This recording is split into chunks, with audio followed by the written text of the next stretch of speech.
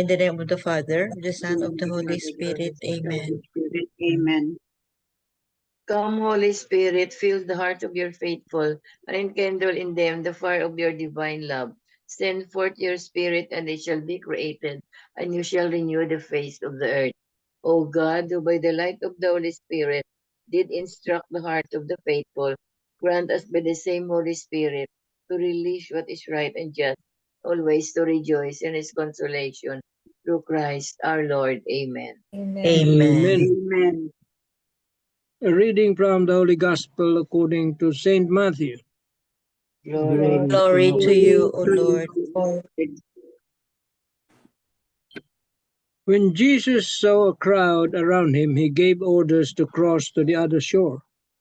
A scribe approached and said to him, "Teacher, I will follow you wherever you go." Jesus answered him, "Foxes have dens, and birds of the sky have nests, but the Son of Man has nowhere to rest his head." Another of his disciples said to him, "Lord, let me go first and bury my father." But Jesus answered him, "Follow me, and let the dead bury their dead." The Gospel of the Lord. Praise Praise to you, O Lord Jesus Christ. Let the dead bury. Tita Lynn. Un moment, ha?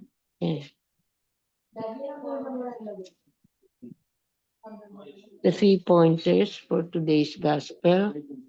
Number 1, Jesus tells us that when we decide to follow him, we have to be aware that there are painful challenges.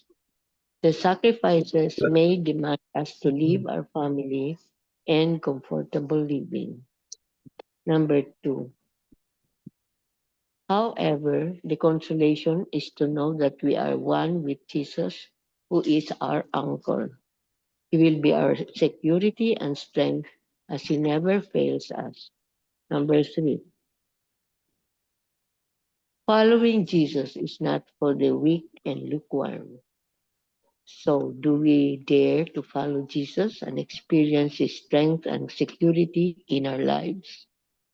It is the initial letting go and trust to take the decision leap of faith, decisive leap of faith that matters.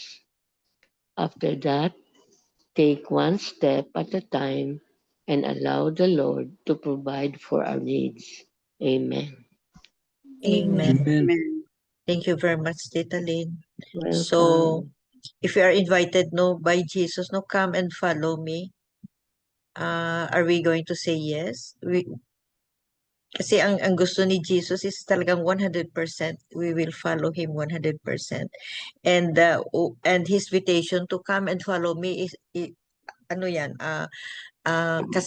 kasali na dyan ang discomforts in life, trials in life, mga challenges in life, just even choosing the following Jesus than the family life. Pero may isang humilis na nabasa ko may isang humilis na if you love Jesus first and first if you prioritize the love for Jesus it doesn't conflict with family life. Yeah, it doesn't conflict with family life. Kasi when we are invited to come and follow him, we follow his words, and we live with his words, and we have to follow his will and his mission for us. So family life is also a mission. Family life is also a mission. Amen. Amen.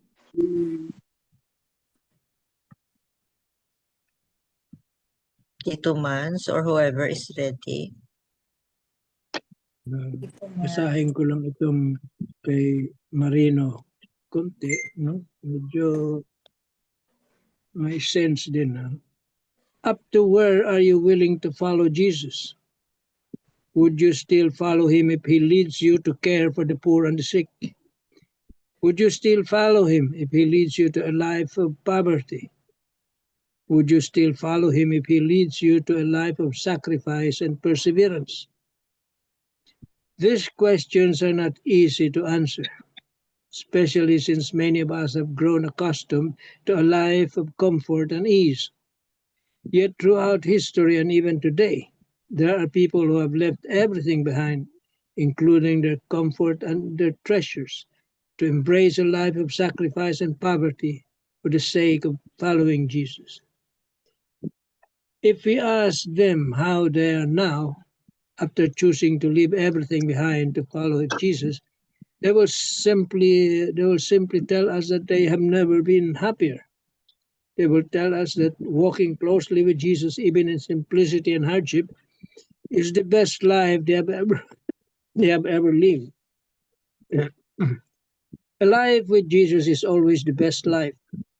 It remains the best, even if it leads us to poverty, sick, even if it calls us to care for the poor and the sick, and even if it leads to a life of sacrifice and perseverance. For following Jesus, we discover a joy that the world can never give, and a peace that only He can provide. Amen. Amen. The gospel is rather short, no?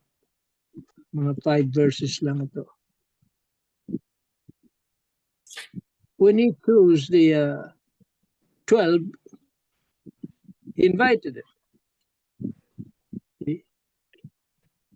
But this scribe was not invited.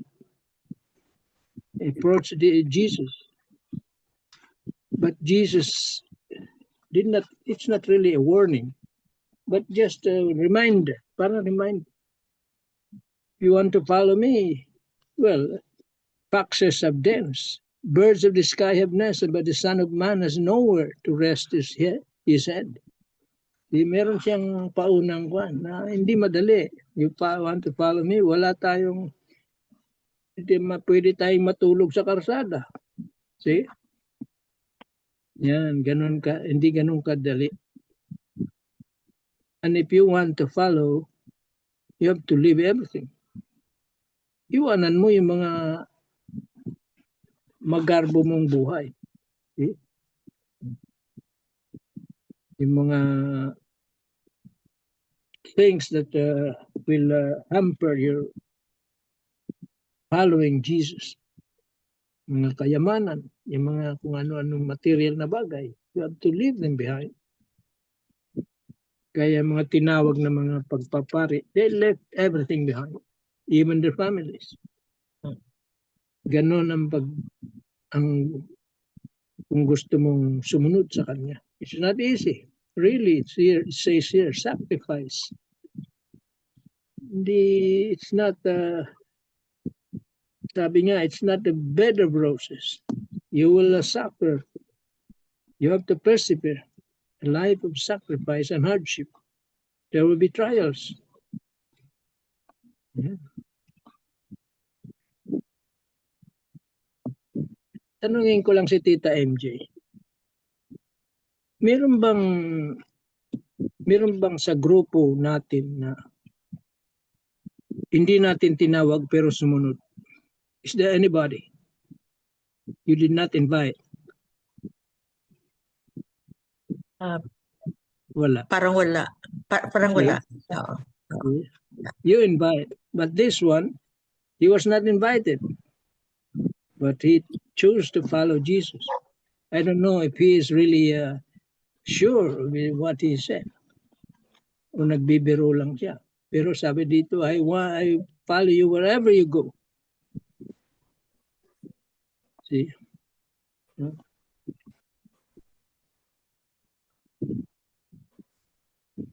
So yun ang mga conditions. Not exactly a condition, but that's the price of following Jesus. Parang yun ang kailangan mong ibigay. Kailangan mong iiwan para totally makasunod ka sa Kanya na hindi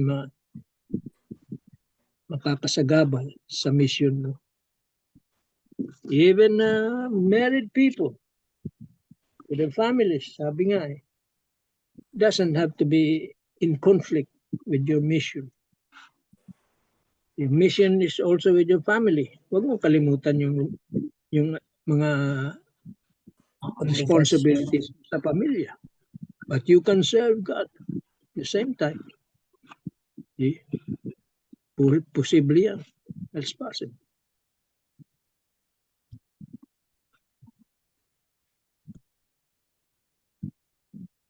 Yeah, when we say we want to follow Jesus, well, you have to be prepared. Hindi ganun kasimple. A lot of self-denial. Yeah, self-denial. Oh, self-denial. Prayers, sacrifices, time, treasure, effort. Amen. Amen. In other words, no, Jesus inviting us, no, come and follow me. But these are the things that I expect from you. Yun. Not Yes, really siguro imposing or war. Well, sort of kind like a warning, but okay, come and follow me, but these are the things that I expect you to do. Yan. Self-denial. Worldly Yes. pleasures, i-deny natin. Go out of our comfort zones. Yun. It's challenging, but it's doable because if you follow him, no, versus worldly pleasures, no, you cannot buy love. You cannot buy peace of mind. You cannot buy happiness. Di ba? You cannot you can't buy you can't buy especially love and happiness and iba ang comforts na maano natin. Peace of mind is number one. Peace of mind. Yun. And joys. Happiness is joy. Yun. So that when faced with trials, no, you're still smiling. So parang ang worldly comforts parang wala na. Iba ang priority na natin if we follow Jesus. Amen. Amen. Amen. Either Tita Sal or Sabit. Good evening, everyone. So, gospel today reminded me a long time ago when I attended Life in the Spirit seminar. Life in the Spirit seminar. The speaker is a priest, no? So, the most of the attendees are seniors na, but at that time I am not senior. So sabi ng priest, parang discipleship pa rin na marami sa inyo magsabi during the prayer time, magsabi, Lord, magsiserve ako sa iyo pag mag-retired na ako. Sabi no, ang time comes that nag-retired na, uy Lord, hindi pa ako maka-serve sa iyo kasi may mga apo pa rin ako. So, the priest is, you are, no, parang niyo si Lord, ha? Binubola? Binubola, kasi you have to have so many reasons why you cannot serve. Hindi lang, to this gospel, also the priest's homily is, why you cannot serve while you are still not senior? Hindi yun rason na magsisenior ka na, dyan pa ka mag-serve. At saka, nakita, more in the States ko, no, is most of the one who serve the church are already seniors, but the good thing about retired na. So, here in our country, like in our parish, there are a lot of mga hindi pa senior, nagsiserve. Younger. Younger.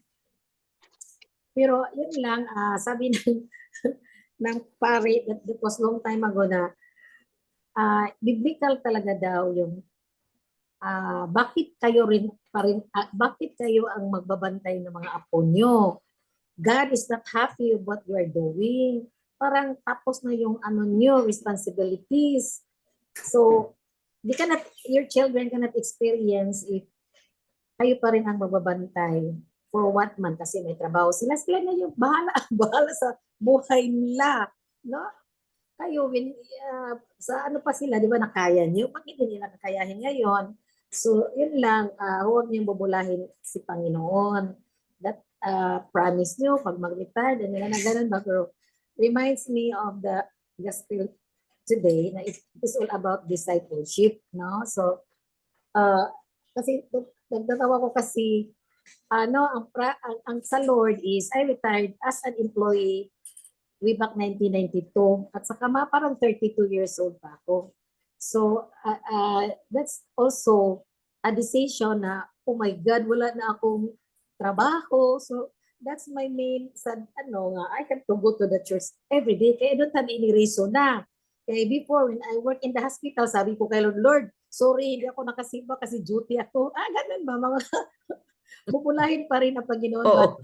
Yun lang, nag-full time na. Sabihin sa Lord, sabit, meron namang anticipated mass. Wala kang lusot talaga. Wala kang tusok.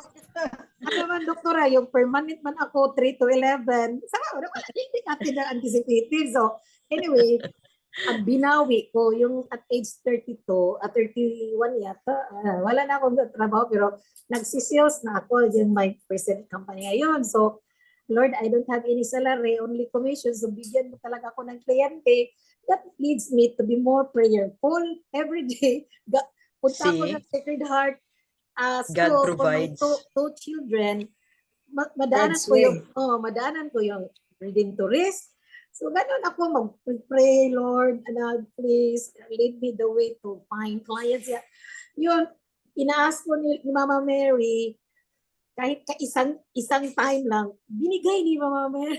So, wala, grabe, no? Anyway, the Lord knows in our hearts, no, what's our needs and desires. So, yun lang, nalapit ako sa Kanya na everyday I have to hear Mass talaga. That was at age 32, 31, 32 yata. Pero na ngayon na about to retire na in my company, sabi ko na naman ni Lord, my bucket list is to have a missionary life. Yung community namin, may mga alam nila yung mga ko, kasi while sharing, gusto ko talaga nga mag-go ako ng Africa kasi meron kaming center doon. O sige, kaya ang requirements being missionary, nandiyan na sa iyo kasi chapter head ka na, yun na, chapter head pataas, yung ranggo na sa community. And then, you're still in good health, no? And then, pangatlo, you have the money. You can provide kasi hindi, ang libre lang, ang shelter namin doon na mayroon. Pero, dari sa iyo yun, pagkain, pamiliti, and so on. Mag-mission ka doon ng how many years talaga. So, yun na-promote ako last 2023. Yun lang, sabi ko, Lord, give me, pero yun lang, kasi meron rin akong a lot of prayers. I really discern for this, between sana man ako, kasi nagsasabi ng Lord, gusto ko mag-mission at age 65. Magsi-65 na ako next year. So, gusto ko pa rin kasi good health pa, makalakad pa. Anyway, until now, I offer to God, if ever mayroon lang anak ko na sa akin mo business succession, okay pa rin. Pwede ko pa rin ma-achieve yung mission sa Africa. Kasi nandyan na, binigay ng Panginoon ang requirement to go. Maraming gustong magpunta. Pero they don't have the financial, so others are already old, no? So, yun lang. Also, sabi na naman ng mentor na mas bata pa sa akin, tita, mag-mini-mission ka muna dito sa Pilipinas, huwag ka muna Africa. Ikaw, sige. Dito muna sa mga Asian countries. Pero na-amaze ako talaga sa humili kanina na we are called to be a follow me. disciple. O, discipleship talaga, no? Busy tayo, pagbigyan natin time na makaserve ka sa Lord, no? Maraming paraan. Yun, Binigyan ka ng time. Bigyan kayo ng time. Binigyan ka ng time sa bit na nag-decide ka na nag-resign ka sa trabaho mo na 3 to 11 and then nag-decide ka binigyan ka ng na your own time para makasimba ka every day and Yes. yet mas malaki pa ang binigay sa iyo na income. Yes, of course. Look, Oo. doktora, oh my Oo. So, see? Bigay lahat ni Lord and Oo. even a comfortable life, not only sa ano pa rin, sa mga extended families, marami tayong natulungan. Yun lang And siguro. yeah, you're given Yun blessings. ang missionary work mo Oo. dito. Blessings to be shared, binigyan Dami ka. mong natulungan. Oo. So, times and time, di ba, time treasure, yung time talaga. Meron naman, kahit busy ako, may ako, community pa rin, no? Handmaids of the Lord, yun lang. Kahit na dito, this is also yeah, this is mission also mo rin. Oo. Oo. So, thank you sa bit. Thank you. You always have something. Thank you. Tita Sal. What is the cost of following Jesus? The cost of following Jesus is actually everything that we are comfortable with. So following him is not about comfort. It's about surrendering everything to him. And so according to homilist,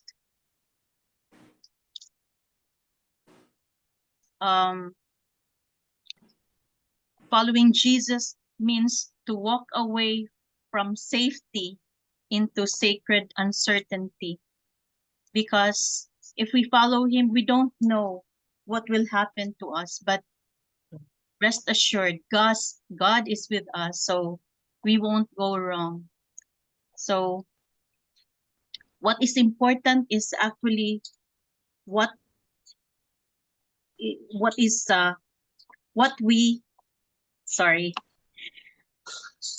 important is not about what we give up, but what we gain from giving up everything.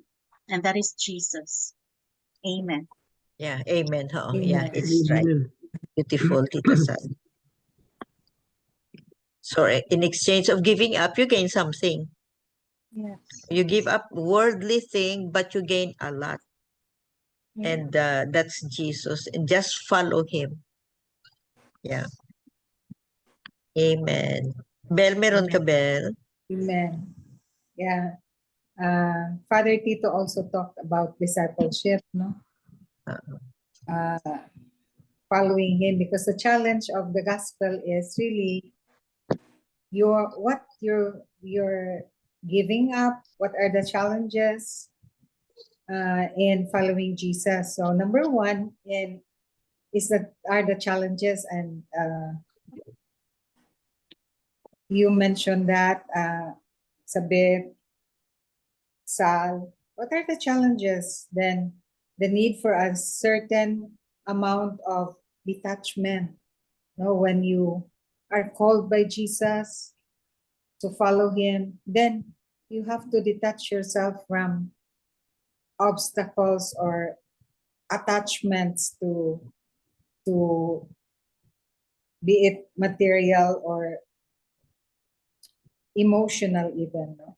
So the third is discipleship is our responding to follow him, to follow Jesus. So number one, when one of the scribes said, I will follow you wherever you go. So that's one of the invitations to discipleship. And according to one of the mentors of Father Tito, when he was in the seminary, Father Aripi said, that's a favorite line of Father Tito also. we have eternity in which to rest. That's a very nice statement. We have eternity in which to rest, meaning we have to do something. We have to follow the mission that God has given us in order to spread or to expand His kingdom. So, our work for the expansion of the kingdom, for our mission, should be constantly on the go. As Saint Ignatius said, totus ad labore. So we go wherever the Lord dictates us, no, whatever mission do we have. No? So both are the challenges and the grace to discipleship. Number two, there is always detachment. We have to detach ourselves from work, from family, from material goods, in order to follow Jesus. Like, let me bury my dead first before I can follow you. So, and Jesus said, let the dead bury the dead. No? They're dead. So we need to have a certain amount of detachment in order to have or to follow the mission that the Lord has given us. To set them aside, the obstacles, the attachments. No? Then number three is, when everything is said and done, the word follow me, what does it mean to you? To follow the Lord more, to love the Lord more dearly, to follow Him more nearly, and to see Him more clearly. No? Those are the principles of Saint Ignatius, the Ignatian principles, in order to follow Jesus, to fulfill our mission, and really be true to what we promised the Lord. Like, I want to serve you, Lord, when I'm already retired. Retired. Or I want. Tapos ikaw hanggang ngayon I'm di pa guilty of retired. that. I'm guilty of that because one of my bucket list is really to be a lector in church. And I said, I told Not yet. my friend, the Franciscan bestie of mine, Father Valles, Father, I want to be a lector really, but I will do that when I'm already retiring from, or I'm a bit easy on my practice. Then he said, you don't really have to wait for retirement or to be lax in your practice, Doctora. You can really be a lector already if you really want to do it. Then one of the husbands of my patient said, Doctora, I think I cannot see you being a lector in church. Why? Because when your resident will tell you, Doc, you have an HCM admission, then you will leave your readings to the priest. Father, take over and cover for me because I have an HCM patient. A joke. Yeah. So until now, I haven't realized that. I don't know. In his time, In his time, his way, his will. his way, his will. Oo. Oo. Amen. Amen. You can serve him not as a lector but for something else naman eh. I-substitute mo na lang. So if we apply the gospel, no, the lessons in the gospel, no, or our reflections to our daily life, no, think about what have you given up in exchange of time with the Lord. Marami tayo. Almost every day we have. Number one, we have to hurry up, give up everything because we have prayer meeting, because it's rosary time. Mga ganyan ba? We give up, not really give up, but sometimes we are invited to a family gathering, pero may magsimba ka pa, whatever, tapos sabihin mo na o sige, I'm coming late. Yan. So mabalance mo rin ang spiritual life mo and family life. You can balance. So, pero everyday ba na ang dito sa prayer warriors natin is very challenging din. Kasi Yeah. Tita Bell has to run to go home just to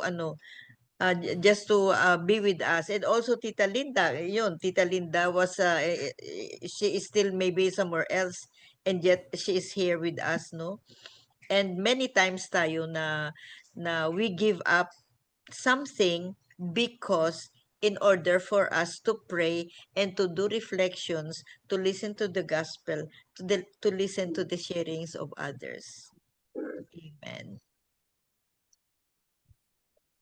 So, Amen. any Social short life. Actually, MG, graduation ng pamangkin ko ngayon. And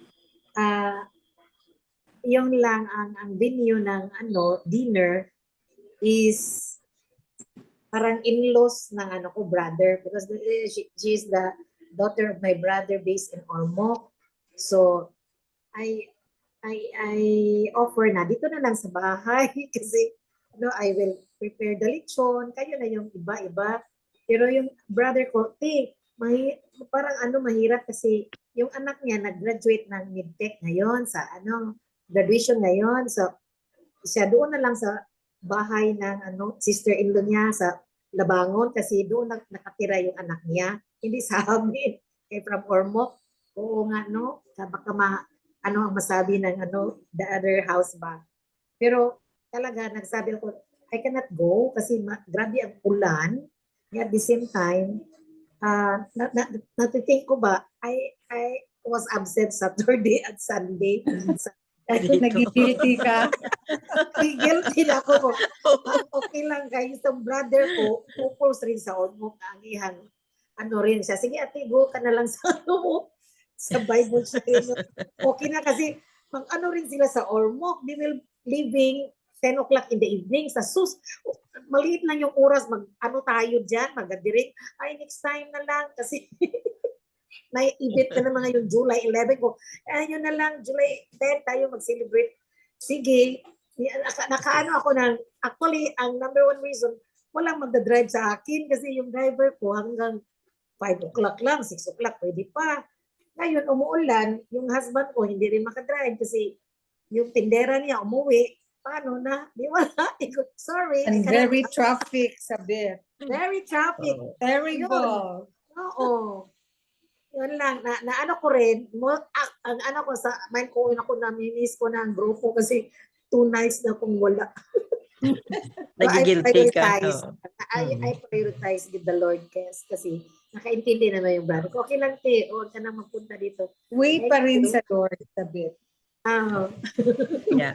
Thank you. Kaya nga sabi ng isang humilis, it's never a conflict, no? Ang family life and spiritual life natin. Never. Yes. Yeah. So, amen. Thank you, Sabi. Amen. Any short comment, Tito Mans, anybody, before the closing prayer? Beautiful gospel ngayon, no? Yes. Well, every day.